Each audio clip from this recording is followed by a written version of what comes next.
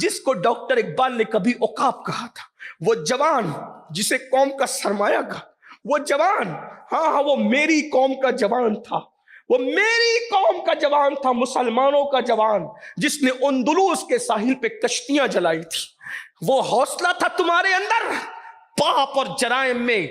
ڈوب کر کے بزدل بننے والے جوانوں، اللہ کرے میری آواز صرف رائچور تک محدود نہ رہتے ہوئے شرق غرب کے ہر جوان کے کان تک پہنچے۔ او بزدلوں، سائے سے ڈرنے والوں، موت کے نام سے گھبرانے والوں، پاپی ہوئے، مجرم ہوئے، جرائم پیشہ ہوئے، اس لیے تم بزدل ہو گئے۔ تم ہی تھے، تم نے اندلس کے ساحل پہ کشتیاں جلائی تھی، اور جب جلتی ہوئی کشتیوں کے بارے میں امیر قافلہ سے پوچھا گیا تھا کہ ہم نے کشتیاں کیوں جلا دی، تو یقین کے اس عظیم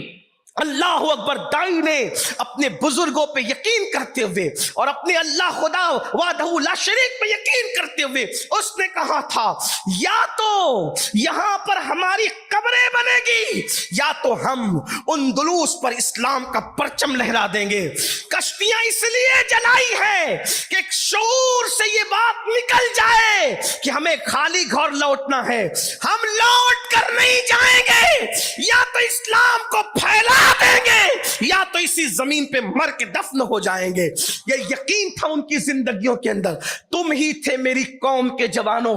جنہوں نے یورپ کے کلیساؤں کو اذان سے گونج دیا تھا، تم ہی تھے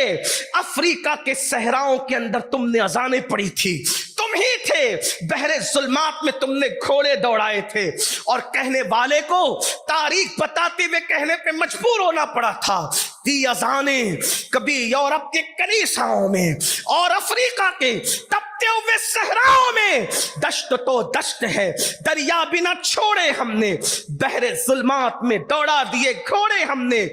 اب تم کیا یورپ کے کلیساؤں میں اذان پڑھو گے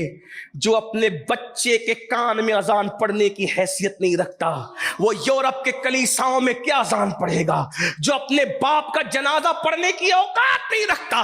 وہ بحر ظلمات میں گھوڑے کیا دوڑائے گا؟ اسی لیے پیدا ہوئے تھے کہ محمد الرسول اللہ کا کلمہ پڑھ کے اسلام کو بدنام کرو گے، زنا کے اڈوں پہ جاؤ گے۔ بڑی معذرت کے ساتھ کوسنے نہیں آیا، بددعا دینے نہیں آیا، بانگے دیرا کے طور پہ تمہیں بیدار کرنے آیا ہوں۔ بانگے دیرا کہتے ہیں جب مسافر منزل سے بے خبر ہو کے سو جاتے ہیں تو کوئی آ کے گھنٹی بجا کے کہتا ہے سونے کے لیے نہیں آئے ہو، منزل کی طرف اٹھ کر کے چلو، اسی کو بانگے دیرا کہتے ہیں۔ تو بانگے دیرا کے طور پہ کوئی گھنٹی دے رہا ہے، سونے والوں اٹھو۔ اور میرے امام نے یوں کہا تھا، سونا جنگل رات اندھیری چھائی بدلی کالی ہے، سونے والوں جاگتے رہیو، چوروں کی رکھوالی ہے، سونا بن ہے، سونا پاس ہے، سونا زہر اٹھ پیارے، تیری گٹری تاکی ہے اور تو نے نیند نکالی ہے۔ نہیں مسلمانوں، ہم زنا کے لیے نہیں ہے،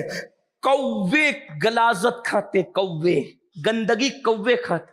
کووں کو گندگی میں منہ ڈالتے دیکھ کر عقاب کبھی گندگی نہیں کھاتا۔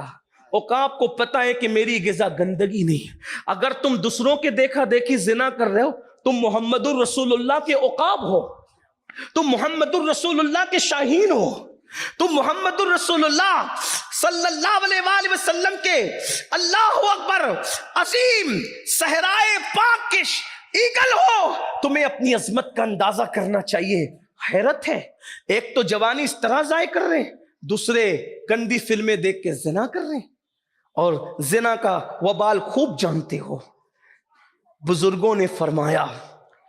کہ جو زنا کرتے ہیں اللہ ان کی نسلوں میں لنگڑی، لولی، اندھی اور عیبی اولاد پیدا کرتا ہے،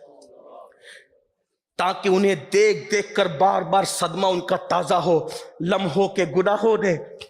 صدیوں کی سزا پائے۔ اس کا مطلب یہ نہیں کہ جس کے گھر میں عیبی اولاد دیکھو اس پہ شک کرنے لگو کہ یہ زانی، ایسا نہیں۔ 95% لوگوں کے یہاں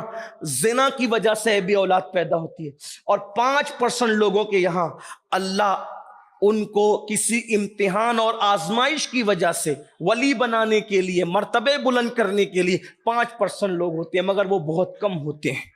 زنا کرنے والوں کے لیے حدیث پاک میں آیا ہے اللہ کے رسول علیہ السلام فرماتے ہیں پوری امت کو جتنا عذاب ہوگا، غور سے سن، پوری امت کو جتنا عذاب ہوگا اس کا نصف اس ظالم کو عذاب ہوگا جو شادی شدہ عورتوں سے زنا کرتا تھا۔ حالات یہ بن رہے ہیں کہ بھابھی دیور سے نہیں بچ پا رہی، یہ گندی فلم حالات ہیں، ہم مجبور ہیں،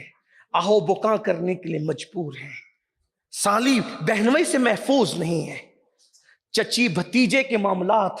اخبار میں آئے دن سنائی دے رہے، اب تو یہ ہے سوتیلی مائیں محفوظ نہیں ہیں، ساس بہن جو وہ داماد سے محفوظ، سسر سے بہو محفوظ نہیں، وجہ گندگی، بے پردگی، زنا کی فلمیں، اور اسی کے ساتھ ساتھ جو مرد کے ساتھ بدی کر رہا ہے، یہ تو اتنا گندا فعل ہے